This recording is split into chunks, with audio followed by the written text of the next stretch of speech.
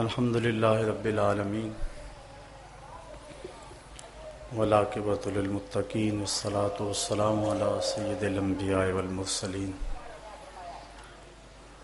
قال اللہ تعالی وتبارک فی القرآن المجید والفرقان الحمید بسم اللہ الرحمن الرحیم وانتم العالون ان کنتم مؤمنین صدق اللہ مولانا العظیم وصدق رسولہ النبی الکریم الرؤوف الرحیم اللہم نور قلوبنا بالقرآن وزین اخلاقنا بالقرآن وادخلنا الجنۃ بالقرآن ونجنا من النار بالقرآن قال اللہ تعالی وتبارک فی شان حبیبہ مخبرا وآمرا ان اللہ وملائکتہ یصلون علی النبی یا ایہا الذین آمنوا صلوا علیہ وسلموا تسلیما الصلاۃ والسلام علیک یا رسول اللہ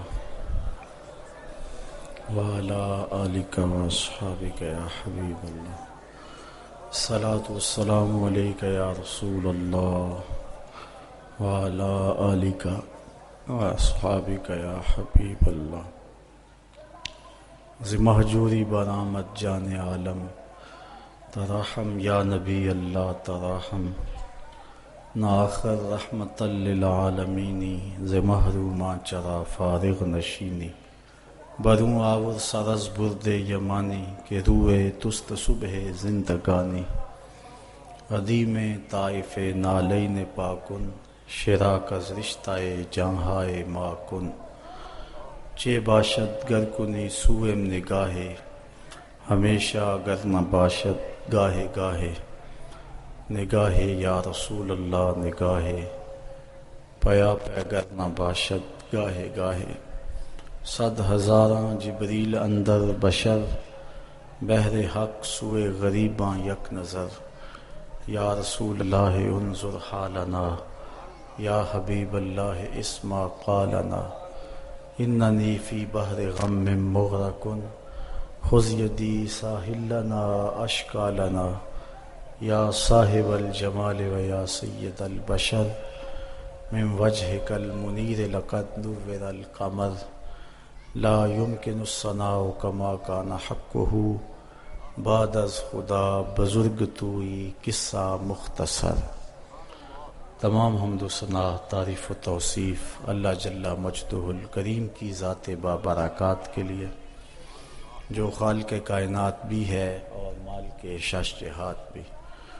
اللہ جل وعلا کی حمد و ثنا کے بعد حضور نبی اکرم شفیع امم رسول محتشم نبی مکرم اللہ کے پیارے امت کے سہارے رب کے محبوب دانائے غیوب مالک رقاب امم فخر عرب و عجم والی کون و مکان سیاہ مکان سید انس و جاں سرور لالا رخاں نیر تاباں سر نشین مہوشاں ماہ خوباں شہنشاہ حسینہ تتمہ دوراں سر خیل زہرہ جمالاں جلوہ صبح ازل نور ذات لم یزل باعث تکوین عالم فخر آدم و بنی آدم نیر بطحا رازدار ما اوہا شاہد ما طغا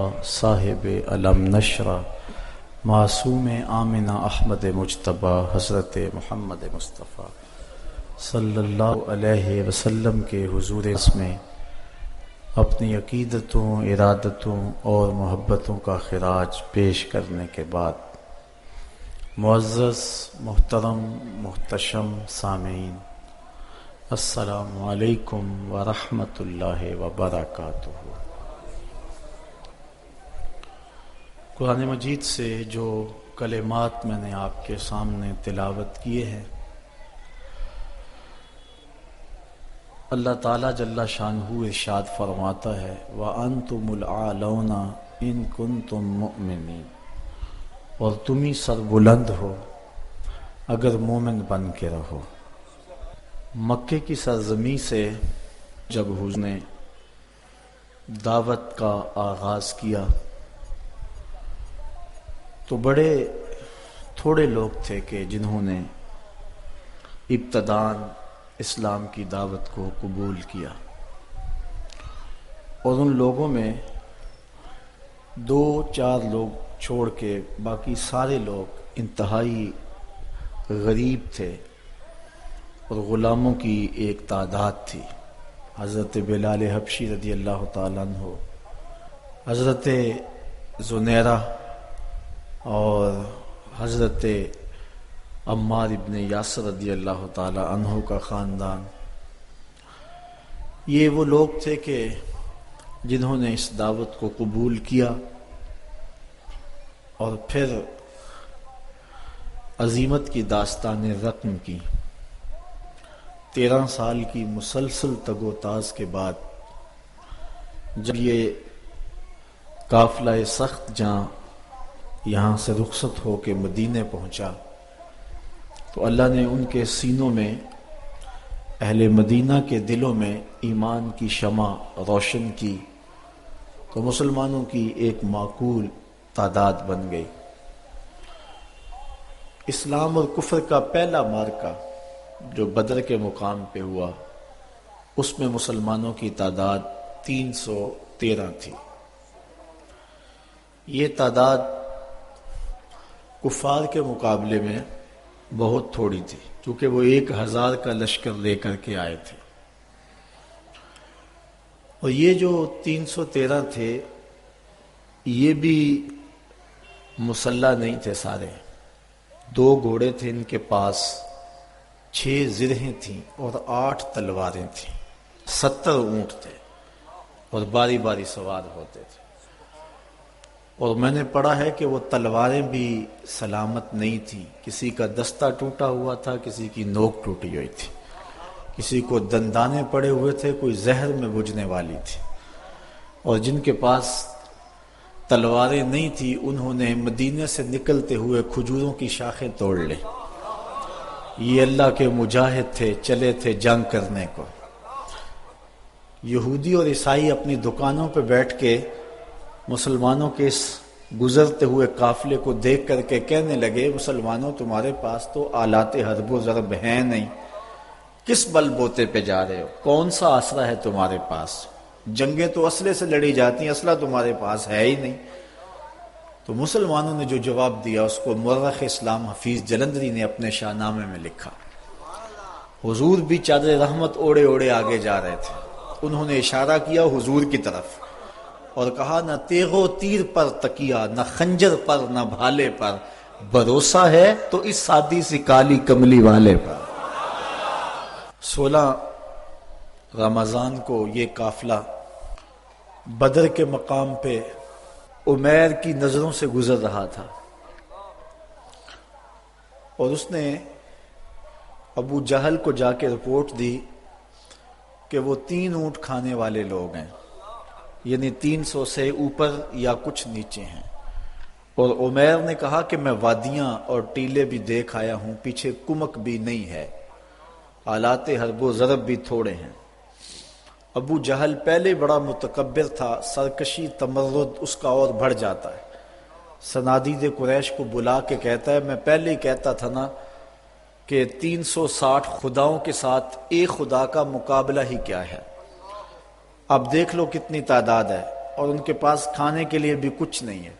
صبح لڑائی لڑوئی کوئی نہیں ہونی، رسیاں اکٹھی کرو، انہیں پکڑیں گے، اونٹوں سے باندھیں گے، جکڑیں گے اور لے جائیں گے مکے میں، دنیا کو ان کا تماشا دکھایا کریں گے۔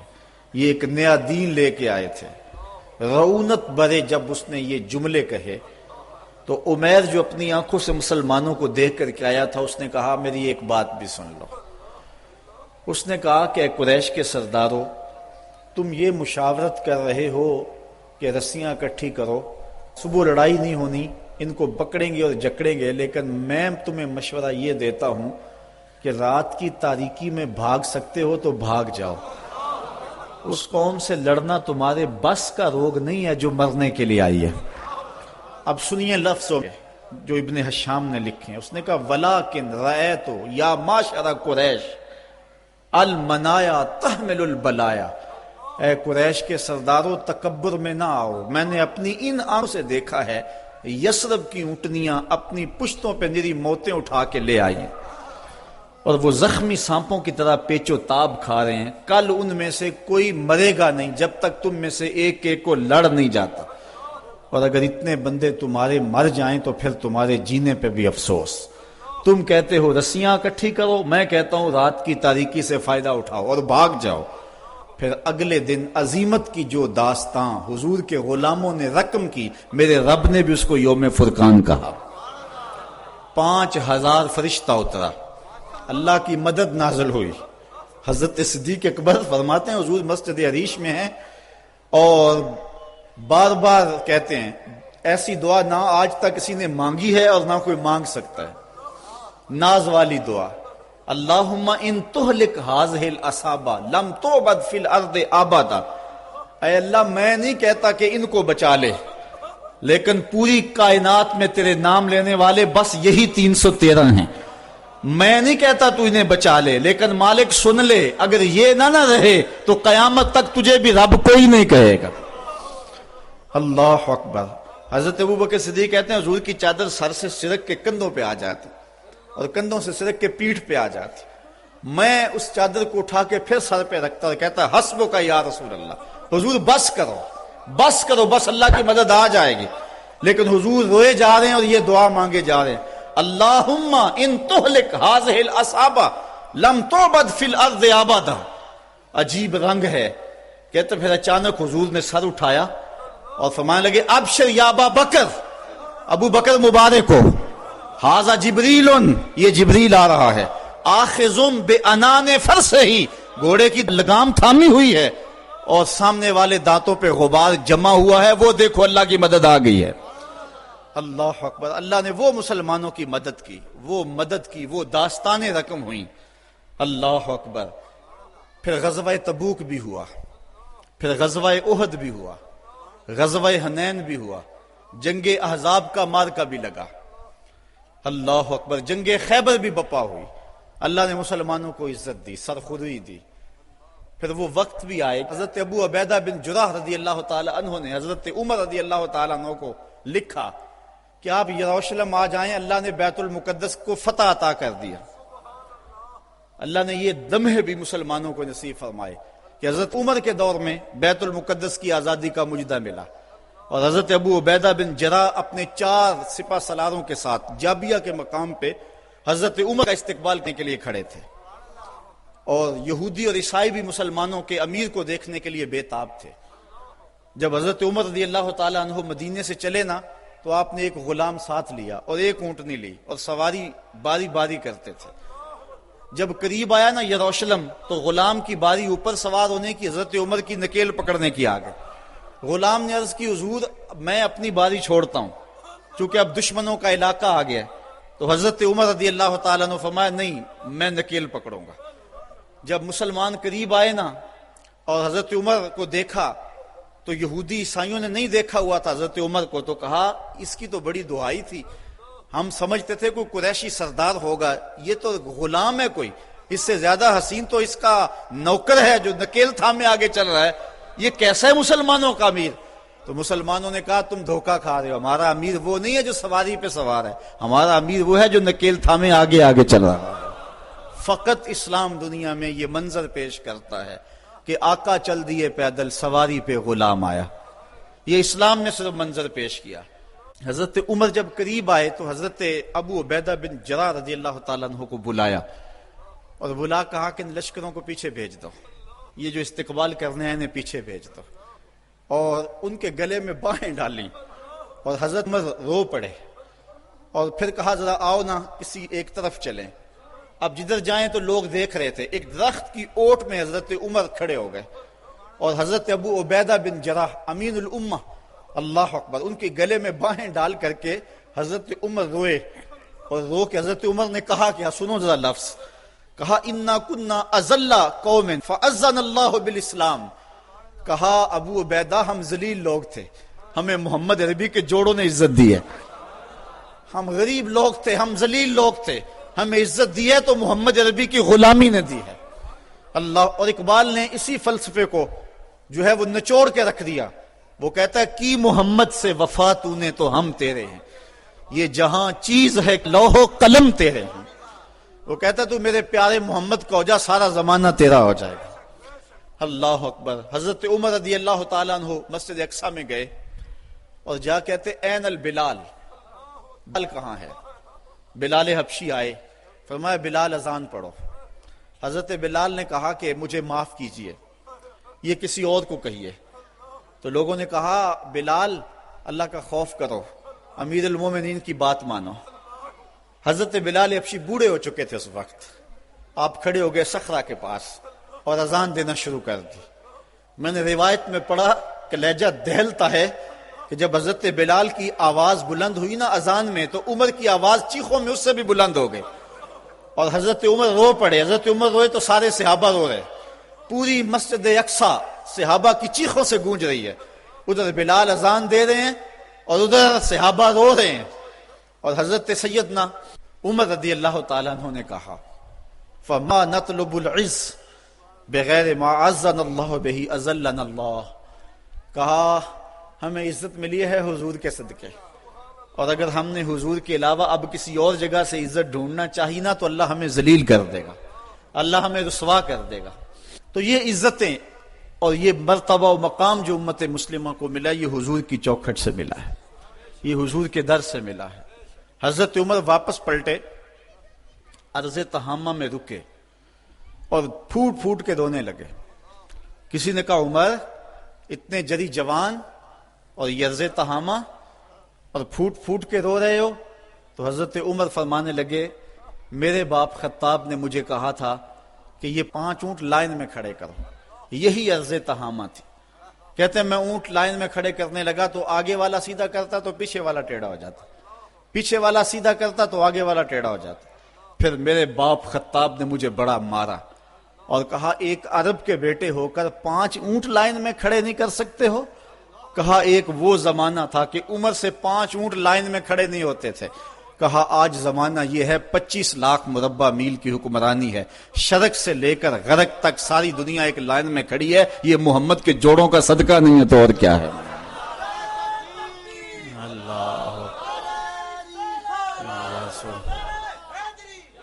کی محمد سے وفا تو نے تو ہم تیرے ہیں، یہ جہاں چیز ہے کیا لوح و قلم تیرے ہیں.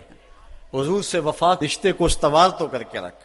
حضرت سفینہ رضی اللہ تعالیٰ عنہ حضور کے صحابی ہیں، جنگل میں جا رہے ہیں. ایک شیر نے انسانی بو پائی تو آپ کی طرف دوڑتا ہوا آیا. ایک شیر کو آتے ہوئے دیکھ کر کے حضرت سفینہ گھبرائے، بلکہ شیر کو کہتے ہیں یا ابا الحارث انا مولا رسول اللہ. اور جنگل کے شیر جانتا نہیں میں کون ہوں، میں حضور کا غلام ہوں. شیر نے دم ہلانی شروع کر دی اور آگے چلنے لگا اور اس نے زبان حال سے کہا اگر تو حضور کا غلام ہے تو میں تیرا غلام ہوں. تو حضور سے وفا کا رشتہ استوار کر کے تو دیکھ، سارا زمانہ تیری غلامی اختیار نہ کر گیا تو کہنا. حضور سے محبت کا رشتہ استوار کر، تعلق کا رشتہ استوار کر. آج ہماری ناکامی یہ ہے کہ حضور سے ہم دور ہو گئے. اقبال نے اس دکھ کو اپنے انداز میں بیان کیا. اے تہی از ذوق و شوق و سوز و درد، می شناسی اسر ما با ما چے کرد، اسر ما ماز ما بیگانہ کرد، از جمال مصطفیٰ بیگانہ کرد. وہ کہتا ہے تو سمجھتا ہے کہ ہمارے ساتھ کیا ہوا ہے؟ ہمارے عہد کی ستم ظریفی یہ ہے کہ اس نے ہمیں ہم سے دور کر دیا. عہد ما ماراز ما بیگانہ کرد، ہمارے دور نے ہمیں ہم سے دور کر دیا. کیوں؟ از جمال مصطفیٰ بیگانہ کر، اس نے ہمیں حضور سے دور ہٹا دیا ہے. ہم سمجھتے ہیں کہ شاید ہم مادی ترقی کریں گے تو دنیا پہ غالب ہوں گے. حضرت عمر کا یہ قول میری آج کی اس تقریر کا نقطہ کمال ہے. آپ فرماتے ہیں اللہ نے جس وجہ سے ہمیں پہلے دن عزت دی تھی، اگر ہم نے اس کو چھوڑا تو ہمیں ذلت ملے گی. اگر اس عزت کے نشان سے وابستہ رہیں گے تو عزتیں ملتی رہیں گی. اور اس فلسفے کو اقبال نے اپنے الفاظ میں یوں بیان کیا کی محمد سے وفا تو نے تو ہم تیرے ہیں. آسمان سے صدا آ رہی ہے کی محمد سے وفا تو نے تو ہم تیرے ہیں، یہ جہاں چیز ہے کیا لوح و قلم تیرے ہیں. قلم بھی تیرے ہاتھ میں دیں گے، لوح بھی تیرے ہاتھ میں دے دیں گے، پھر اپنی تقدیر خود ہی لکھتا رہنا. جو لکھتا رہے گا وہی کرتے رہیں گے. بندے سے خود تقدیر پوچھے گی بتا تیری رضا کیا ہے، یہ مرتبہ نصیب ہو جائے گا تجھے۔ اگر ہم حضور سے وفا کے رشتے کو استوار کرتے ہیں تو پھر زمانہ ہمارا باج گزر، ورنہ در در کی ٹھوکریں ہمارا مقدر۔ یہ تاریخ ساز جملہ مسجد اقصی کو جاتے ہوئے حضرت عمر رضی اللہ تعالیٰ عنہ نے کہا تھا، اے ابو عبیدہ، جس چیز نے ہمیں پہلے دن عزت دی تھی، ہم ذلیل قوم تھے، اگر ہم نے اس چیز سے ہٹ کر کسی اور جگہ سے عزت مانگی تو عزت نہیں ملے گی، اللہ ذلت دے گا۔ اس لیے ہم اگر عزت چاہتے ہیں تو پھر اسی چوکھٹ پہ آنا ہوگا، اور وہ چوکھٹ محمد عربی کی ہے۔ علامہ اقبال بڑا خوبصورت جملہ کہا، مغرب کا فائدہ اس میں ہے کہ وہ آگے کی طرف جائے۔ مغرب اگر آگے جائے تو اس کی مجبوری ہے، اس کے پیچھے ہے کچھ نہیں۔ اگر مغرب پیچھے پلٹے تو پیرس کی گلیوں میں کیچڑ نظر آتا ہے، اگر پیچھے پلٹے مغرب تو سوائے اندھیرے کے کچھ نظر نہیں آتا۔ لیکن اگر مسلمان پیچھے جائے تو مدینے کی گلیاں وحی کے نور سے چمکتی ہوئی نظر آتی ہیں۔ پیرس میں تو اندھیرا ہے لیکن ہمیں بغداد عروس البلاد نظر آتا ہے۔ جب شارلیمان اس کے لارڈز ابھی دستخط کرنے کی مشق سے گزر رہے تھے، ابن حزم کے قلم سے 1000 کتابیں نکل چکی تھی۔ جب یورپ ابھی سواد آشنا بھی نہیں تھا، ہمارے منجم ستاروں پہ کمندیں ڈال چکے تھے۔ اس لیے ہمیں آگے جانے کی ضرورت ہے، ہمارے تو پیچھے روشنی ہے، ہمارے پیچھے نور ہے، پیچھے اجالے۔ وہ ایک زمانہ تھا کہ بش نے کہا تھا، آپ کو یاد ہوگا 9/11 کے واقعہ کے بعد، کہ ہم تمہیں پتھر کے زمانے میں دھکیل دیں گے۔ تو مصطفی اجتماع کے موقع پہ میں نے متصل چند دن بعد بیان کے گفتگو کرتے ہوئے کہا تھا کہ گوری چمڑی والوں کے لیے پتھر کا زمانہ تو نامانوس ہوگا، لیکن ہماری زندگی کا سارا حسن تو اسی پتھر کے زمانے میں پڑا ہوا ہے۔ میں نے کہا تھا، ڈراتے ہو میں اس زمانے سے، ہمیں تو لے جاؤ اس پتھر کے زمانے میں جہاں کھجور کی چٹائی پہ بیٹھ کے محمد عربی زمانے کو زندگی کا درس دے رہے ہیں۔ جب مسجدیں کچی تھی، ایمان پکے تھے، وہ ٹپکتی ہوئی چھتیں لیکن ایمان پختہ، وہ ممیاتی ہوئی بکریاں، وہ جگالی کرتے ہوئے اونٹ، وہ مدینے کی کچی گلیاں لیکن پختہ کار لوگ۔ ہمیں تو لے جاؤ اس زمانے کے اندر جہاں زندگی کا حسن تھا اور زندگی کا جمال پایا جاتا تھا۔ زندگی کا سارا حسن اگر ہم ڈھونڈتے ہیں تو ہمیں اس زمانے میں ملتا ہے۔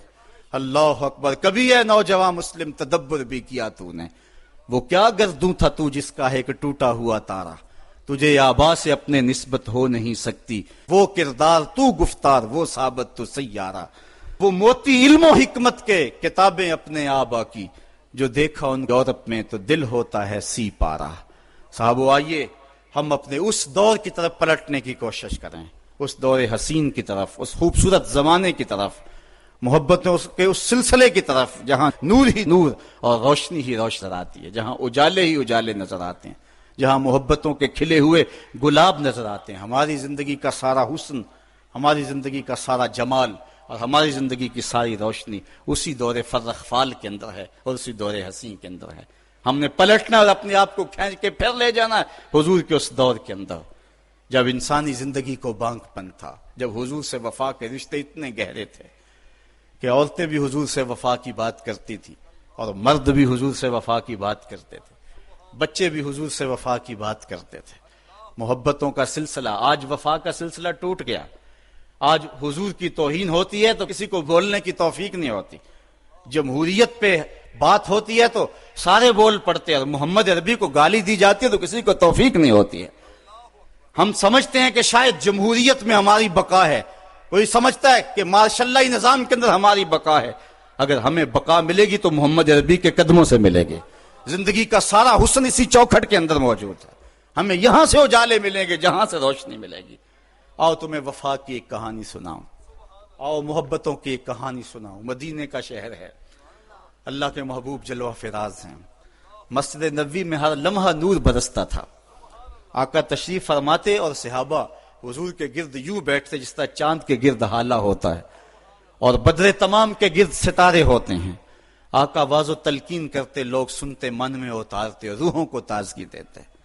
ایک چھوٹا سا بچہ ہے جو ننھے ننھے پاؤں سے چل کے مسجد نبوی میں پہنچ جاتا ہے، نام اس کا عمیر ہے، بمشکل سے بولنا سیکھا ہے اس نے۔ آقا کریم علیہ السلام کی خدمت میں کبھی وہ اپنے چچا جلاس بن سوید کے ساتھ جاتا ہے، کبھی وہ اکیلا بھی چلا جاتا ہے۔ ایک دن اس کا چاچا نہیں گیا لیکن بچہ گیا اور حضور کی بات سنی۔ آقا کریم نے آخرت کے بارے میں، قیامت کے بارے میں نقشہ بیان کیا۔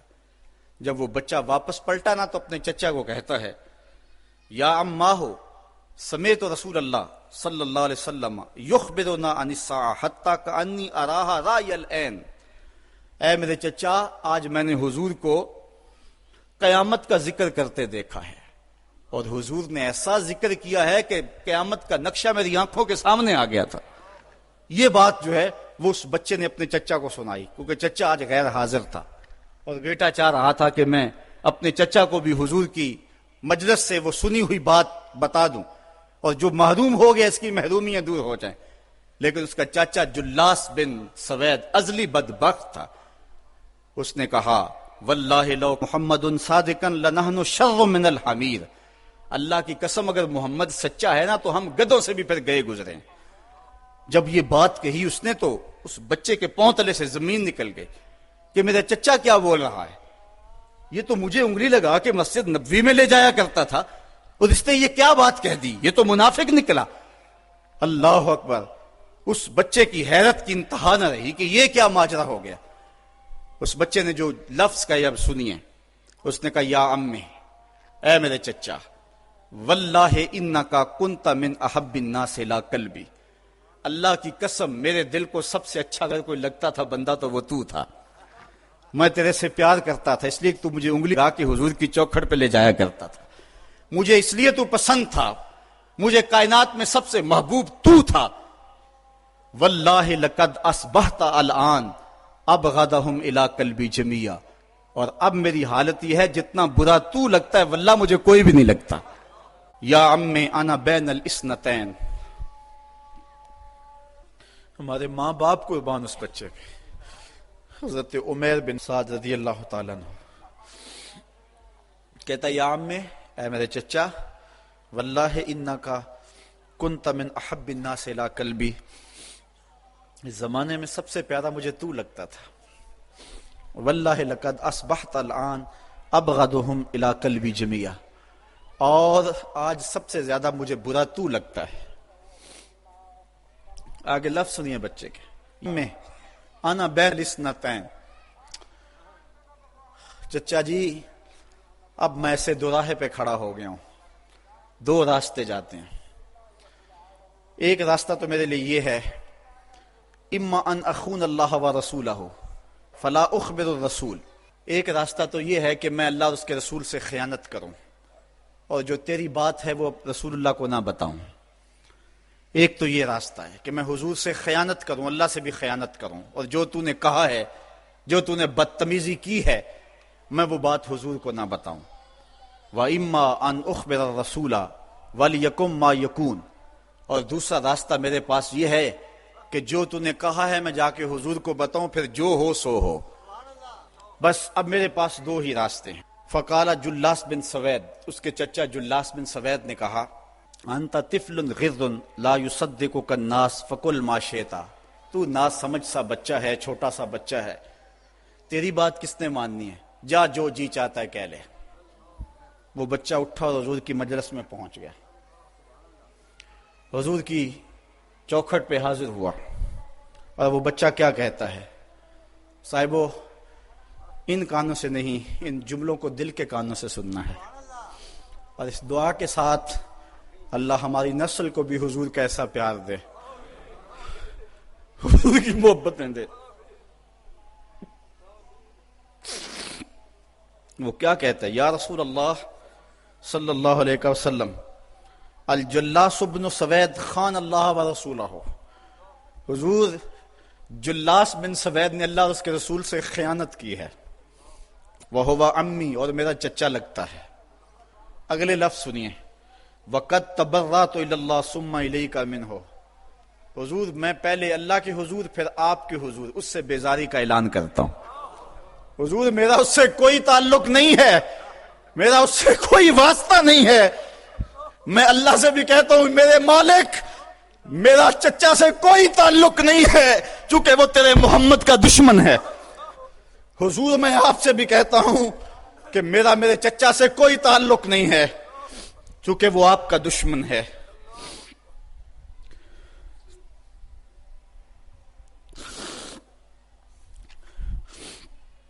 کالا وَمَاذَا قَالَ، حضور نے فرمایا بچے اس نے کیا کہا ہے؟ بچے نے ساری کہانی سنا دی کہ میں نے آپ کی تقریر سنی، آپ کی گفتگو سنی اور جا کے بتائی، تو اس نے کہا کہ اگر وہ سچے ہیں تو پھر تو ہم گدھوں سے بدتر ہو گئے۔ حضور نے صحابہ بلایا، کہا کہ یہ واقعہ پیش آیا ہے، بتاؤ کیا کریں؟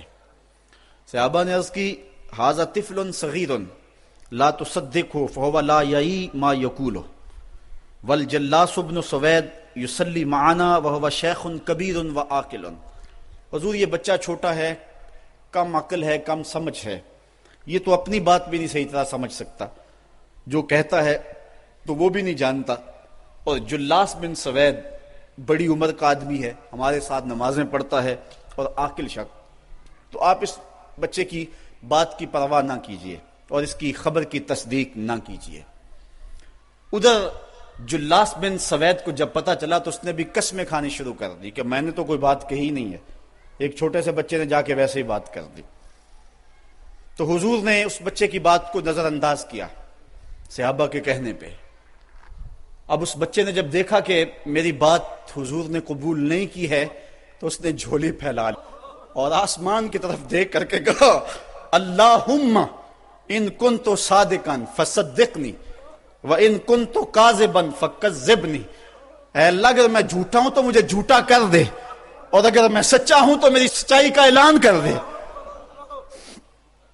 یہ بچے نے جب بات کی تو ابھی اس نے منہ پہ دعا مانگ کے ہاتھ نہیں پھیرے تھے کہ جبریل آ گئے، اور سورہ توبہ کی آیت نازل ہوئی یحلفون باللہ ما قالوا وَلَقَدْ قَالُوا كَلِمَةَ الْكُفْرِ وَكَفَرُوا بَعْدَ اسلامہم، یہ قسمیں کھاتے ہیں کہ ہم نے یہ بات نہیں کی ہے۔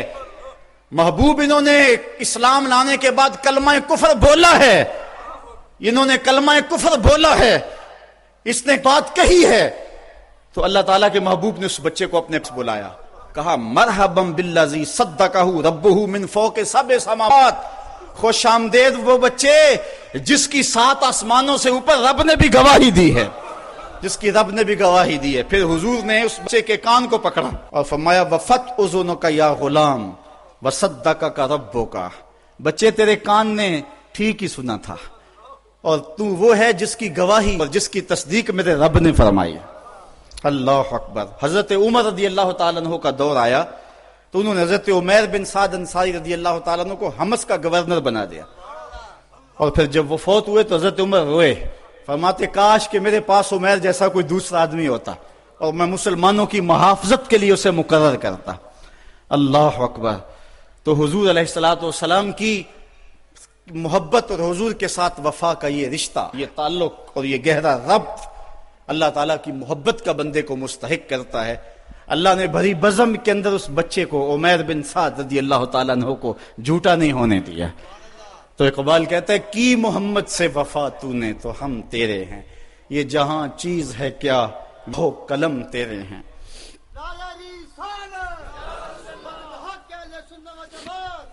جب اسلام کا نور چمکتا ہے تو ایک بوڑھی عورت جس کا نام ہے زنیرہ یا زندہ اسلام قبول کرتی، قبیلہ بنو مخزوم کی لونڈی ہیں، ایک عورت، ایک بوڑھی، ایک لونڈی۔ کافروں نے تو اس کو مشرق ستم بنانا شروع کر دیا، لیکن وہ ہے کہ جتنی مار پڑتی ہے اتنا ہی نام محمد کا اور لیتی ہے۔ میں نے کسی جگہ پڑھا اس کی ہڈیوں میں گودا نہیں تھا، اس کے رسول بھرا ہوا تھا، جب اس کا ظالم آقا کوڑے مارتا نا تو وہ کوڑے کی ضرب سے گر پڑتی ہے، اٹھتی ہے تو پھر حضور کا نام لیتی۔ اس کے آقا کو بڑا غصہ آیا، اس نے کوڑے کی رسی اس کے گلے میں ڈالی اور گلے میں ڈال کر کے تاؤ دیے، یہاں تک کہ اس کی آنکھیں باہر آ گئیں، اور جب آنکھیں باہر آئیں تو آنکھوں کی روشنی بھی جاتی رہی۔ تو اس کے آقا نے کہا لات اور عزا نے تیری آنکھوں کا نور چھین لیا۔ تو زنیرہ بولی لات اور عزا کو تو یہ بھی نہیں پتا میری عبادت کون کرتے ہیں، تو میری آنکھوں کا نور کیسے چھینیں گے؟ تو انہوں نے کہا اچھا پھر اگر تو رب کو مانتی ہے تو بلانا اپنے رب کو اور بلا اپنے نبی کو جو تیری آنکھوں کی بینائی واپس کرے۔ تو زنیرہ نے یوں ہاتھ اٹھائے اور عرض کی مالک 2 آنکھیں کیا سب کچھ چلا جاتا، کبھی سوال نہ کرتی، لیکن اب تیرے محمد کی عزت کا سوال ہے، مالک میری آنکھوں کی بینائی واپس کر دے۔ اللہ نے حضرت زنیرہ کی آنکھوں میں روشنی واپس ڈال دی۔ اللہ اکبر. حضرت عمر رضی اللہ تعالی عنہ بھی ان لوگوں میں شامل تھے جنہوں نے زنیرہ کو کوڑے مارے تھے. جب اسلام لائے نا تو گلیوں میں نعرے مارتے پھرتے ہیں. راستے میں زنیرہ نے دیکھا تو رو پڑی. کہا عمر اس دن تو بڑے کوڑے مارتے تھے، آج کیا ہوا؟ حضرت عمر کہنے لگے اس دن میں نے آقا کو دیکھا نہیں تھا، آج میں دیکھ آیا ہوں. تو اقبال اپنا سارا فلسفہ ان دو لفظوں میں نچوڑ رہا ہے کہ کی محمد سے وفا تو نے تو ہم تیرے ہیں، یہ جہاں چیز ہے کیا لوح و قلم تیرے ہیں. اگر حضور سے تعلق محبت کا اور رشتہ تعلق کا استوار ہو جاتا ہے تو زندگی حسین اور زندگی جاندار ہو جاتی ہے. اور اگر آقا سے تعلق استوار نہیں ہوتا ہے، کثرت کے باوجود بھی ہم ذلیل و رسوا ہوں گے، اور یہ ہمارا مقدر ہے. یہ میں نے کہانی آپ کو اس دور کی سنائی ہے جس دور میں مسلمانوں کی تعداد 5-6 سے شروع ہوئی، 313 تک ہوتی ہوئی 8 ساڑھے 8 ہزار اور پھر آگے بڑھتی چلی گئی، اور آج 1 ارب 40 کروڑ انسان خانمہ برباد ہیں. وہ تھے تھوڑے لیکن وفادار تھے آمنہ کے لال کے. اور آج ہم کثرت کے باوجود اس جوہر سے خالی ہو گئے ہیں، اور آج زمانے کے اندر رسوائیاں ہمارا مقدر ہو چکا ہے. آج آئیں، اگر ہم چاہتے ہیں کہ آبرو پائیں، اگر چاہتے ہیں کہ ہم عزت پائیں تو محمد عربی کی عزت کا پہرا دیں، حضور کی آبرو کا پہرا دیں، تو اللہ ہماری عزت اور ہماری آبرو کی حفاظت کرے گا. اگر ہم حضور کی آبرو کا پہرا نہیں دیں گے، اللہ کو ہماری عزت کوئی عزیز نہیں ہے. ہماری عزتیں محمد عربی کی عزت کا صدقہ ہیں، حضور کے نام کا صدقہ ہیں ہماری عزتیں. اگر ہم ان کے نام پہ اپنا سب کچھ لوٹا دیں گے تو سرخرو ہیں، بامراد ہیں، ورنہ ذلیل و رسوا ہیں. کی محمد سے وفا تو نے تو ہم تے ہیں، یہ جہاں چیز ہے کیا لوح و قلم تیرے ہیں. وآخر دعوانا ان الحمدللہ رب العالمین.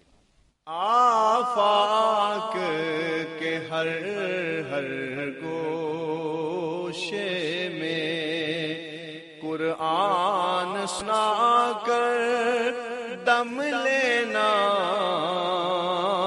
اب رکنا نہیں، اب تھمنا نہیں. فردوس میں جا کر دم لینا،